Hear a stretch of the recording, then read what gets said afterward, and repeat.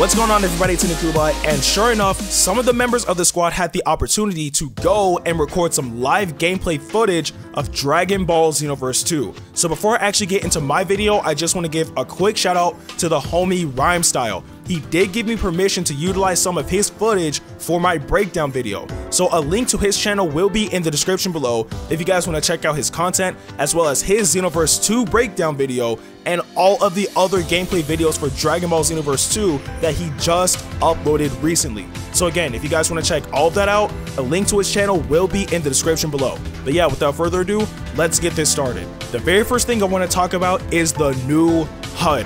Now, in Dragon Ball Xenoverse 1, it did the job. It showed you what you needed to see. But in this game, oh, this HUD looks so amazing. Literally, it's so much more appealing to the eye, and on top of that, it's a bit more dynamic than how the HUD in Xenoverse 1 was. And what I mean by that is when you transform, the image of your character on the HUD transforms as well. And of course, that's been in previous games, but that was taken out in Xenoverse 1. So it's nice to see that it made a reappearance in Dragon Ball Xenoverse 2. The next thing I want to talk about is a minor thing, but it's this small touch that actually gives this game a bit more life to it. And that is, depending on the power level of your character, or depending if you're charging your ki, small parts of debris will actually float up from wherever you're standing at. I think that's really freaking cool, because it's nice to actually see how powerful your character really is when they're either just standing there or just charging and gaining all of that power. So it's really nice to see that small touch was added into this game. The next thing I want to talk about is that we finally see some new stages in Dragon Ball Xenoverse 2. Now, we were told that we were going to get some new stages, and sure enough, they delivered. But we didn't get to see them all. But two of the new stages that we got to see in Dragon Ball Xenoverse 2 were the Archipelago stage and Hell. So it's actually really nice to see that we finally get a bit more variety for stages, because in Xenoverse 1, we only had one brand new stage as DLC, and that was it. So it's nice to know that we'll have a bit more variety in Dragon Ball Xenoverse 2. And of course, with new stages, we get new characters. Now, we already know of Turles and Lord Slug being in Dragon Ball Xenoverse 2, but it's actually confirmed that we are going to get Super Janemba and Super Gogeta in Dragon Ball Xenoverse 2. Now, this actually affects me personally because I actually wanted those two characters ridiculously to be in Dragon Ball Xenoverse 1. Alas, they were not in the game. So to actually see them in Dragon Ball Xenoverse 2 is actually blowing my mind, but I'm actually trying to contain my hype as I'm making this video. But yes, it is confirmed that Super Janemba and Super Gogeta will be in Dragon Ball Xenoverse 2. Moving on to the combat, we actually see that we have some new super attacks in Dragon Ball Xenoverse 2, however, that's to be expected. But it's still nice to see that we have moves such as Bending Kamehameha, in which after you shoot the blast, you can actually control where the blast will go. So if your opponent is moving to the left, you can actually curve the blast to the left and hit the opponent. Or such signature moves like Rakshasa's Claw, for instance with Janemba, in which he actually pulls out his sword and throws slashes at the opponent, sort of like a sort of blade beam. So it's really nice to see these new moves in game. Speaking of super attacks, Z-Souls are actually taken out of Dragon Ball Xenoverse 2, however they are replaced with Super Souls. Now, I don't really know exactly how these function, but just making an educated guess, and based off of what I've seen in the gameplay, if you utilize a certain super attack, then your Super Soul would activate. So I can't really go into much detail about this because, again, I don't know exactly how this functions, but based off of what I saw in the gameplay and just making an educated guess, if you use specific super attacks, then your Super Soul would activate. Now, this next part is actually a big change in the Xenoverse series. Now, in Xenoverse 1, you were able to have 2 ultimate slots, and within those slots, you can either have 2 ultimate attacks or an ultimate attack and a transformation, in which the transformation also counted as an ultimate attack.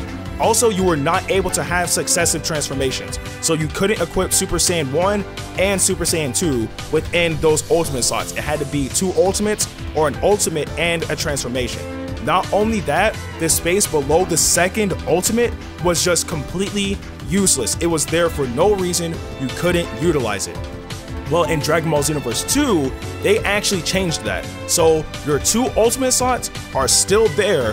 However, below that useless spot is now your transformation slot, which is nice. Not only that, you're able to have multiple transformations in game. I'll give you guys an example. Let's say that your max amount of ki is 6 bars of ki, right? So if you have 1 bar of ki, you're able to transform into Super Saiyan. And if you have 3 bars of ki, you're able to transform into Super Saiyan 2. And if you have 6 bars of ki, you're able to transform into Super Saiyan 3.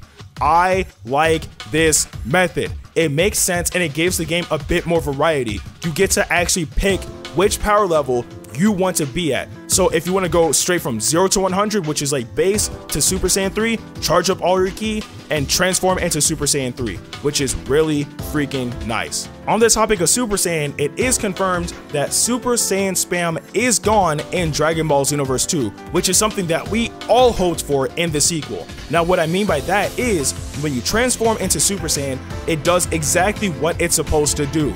It's a power up. You gain a power boost. However, the amount of ki that you have while transformed will stay at that amount unless you use a super or an ultimate attack. Pretty much, your ki does not deplete, but if you do use a super or an ultimate attack, you will lose ki. So the only way to maintain the ki is if you charge or if you actually attack your opponent. But all in all, Super Saiyan spam is gone, because if you actually use a certain amount of ki, you have to rebuild your ki in order to use certain attacks again. So yes, Super Saiyan spam is gone.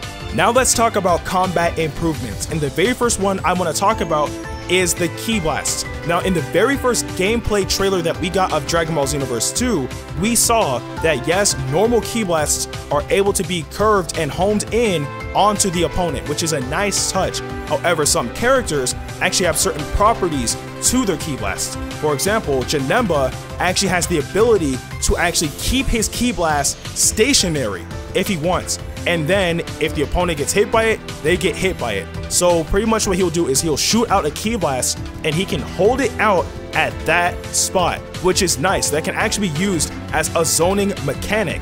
But it's nice to know that certain characters have certain properties to their Ki Blasts. Now the next thing I want to talk about is that certain moves require a certain amount of ki for you to utilize. And the example I'll be giving is with the created character in Super Destructo Disc. Now, you might not see it in the gameplay that I'm providing you via Rhyme Style. However, the homie Creax actually did showcase this in his video, in which I will link that video in the description below. But the created character only had 1 bar of ki, and of course in Xenoverse 1, if you had 1 bar of ki, you were able to utilize any super attack in the game. Whereas in this game, it's not the case, because as you probably see if you guys actually go and check out his video, is that when he had 1 bar of ki, you were not able to use Super Destructo Disc. So yes, it's actually nice to know that for certain moves, you actually need a certain amount of ki to utilize it. The next thing is that combos actually link together properly.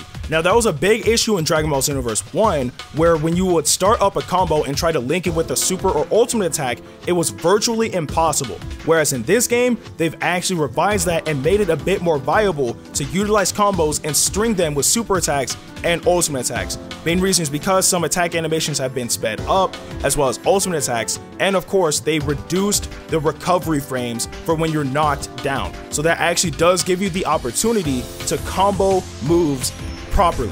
One small thing I forgot to mention is also that there are more stages in local PvP. Now, one thing about Dragon Ball Xenoverse 1 is that the only stage we were able to play on in local PvP was the World Tournament stage, and it got stale very quickly. So it's actually nice to see that we have more options to choose from than just that one stage, because if I'm not mistaken, we were able to pick Archipelago, Hell, Wasteland, as well as the Cell Games Arena, and a few other stages as well. So yes, there are more stages to choose from in local PvP. One thing I'm extremely excited about is that you will get punished if you try to run away during battle. Now, for those who don't know what runners are, runners were the people who they would just give you just a bit of damage to the point where if they run away, they can win the battle, which was a huge issue in Dragon Ball Xenoverse 1. But in Dragon Ball Xenoverse 2, that's been completely corrected. Now, we've already seen the burst dash feature in the gameplay trailer between Turles and Future Gohan, when Turles actually burst dashed around Gohan and punished him. But there are actually more options as well. You can actually punish a runner just by catching up to them and attacking them, which is actually nice, because what happens if they're pretty close by and you don't really need to burst dash to catch them? You can just dash and actually attack them, and that will actually stop them from running. One other thing is that one thing I noticed was people in Xenoverse 1 would ascend and descend to avoid attacks. That is also punishable in this game as well. So if you're actually going to fight somebody in close quarters combat, or if you plan to run away for the entirety of the battle, you need to know how to attack and defend yourself. Otherwise, you will get punished. Now, I guess the ultimate question is, when can we finally get our hands on this game? Now, in the actual announcement trailer of Dragon Ball Xenoverse 2, it said that it was coming out in winter 2016. And then there was actually a post by Namco Bandai Europe saying that the game was coming out in fall 2016. Well, it's now confirmed that Dragon Ball Xenoverse 2 will release on October 25th, 2016.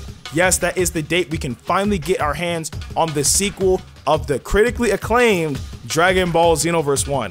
But yes, that is all the information I have for you guys. Let me know what you guys think in the comment section below. But nonetheless, that is the end of this video. I really hope you guys enjoyed it. Of course, if you did, please like the video, share it with your friends, and subscribe to my channel. Also, don't forget to follow me on Twitter at AndyCooperYT. And for you mobile users, if you want to stay updated for all the videos that I upload, don't forget to ring my bell. And as always, thanks for watching. See you guys later.